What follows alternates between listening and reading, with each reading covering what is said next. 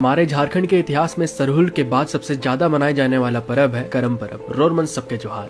7 भाई और एक बहन की है ये कहानी, कैसे हमारी प्रकृति ने इंसान की घमंड तोड़कर बताई, हम यहाँ हैं तो तुम हो, तुम हमें छेड़ोगे तो तुम इससे नाबूद कर दिए जाओगे। करम राजा कहे जाने वाला पेड़ जिसने 2 भागे हुए बिरसा ननकी को सैनिकों से बचाया अपने लहलहाते पत्तों में छुपाकर, जिससे दोनों ने इस पेड़ को अपना करता धरता मान लिया। समय के साथ बसाया उन्होंने एक गाँव और करम राजा का आशीर्वाद से ननकी ने जन्म दिया कर्मा, धर्मा, धनवा, रिझा, मंगरा, भौरा, लिटा और बहन कर्मी। समय का दौर गुजरा, धर्मा और छोटी बहन कर्मी को छोड़ सभी भाई चल दिए शहर की ओर। और कई वर्षों के बाद जब सारे भाई धर्मान होकर वापस आए तो देखा उनके स्वागत में था ना कोई। कर्मा ने भेजा अपने सारे भाइयों को, देखो जरा कहाँ चल गए लोग। लेकिन जब सारे भाई भी वापस न आए तो आ गया गुस्सा कर्मा को और बीच अखाड़े पर से उखाड़ फेंका करम डाली नदिया के उस पार, क्योंकि सारे लोगों में था करम पर्व का इश्तिहार। दिन गुजरा, समय बीता, फसलें अपने खेतों पर लहलहा रही थी सबकी, लेकिन बर्बाद हो रही थी कर्मा की। कर्मा बेचारा सोच में ऐसा क्या गुनाह कर दिया मैंने। सपने में जब आए करम राजा, कहा ये तुम्हारे कर्मों का है खेल।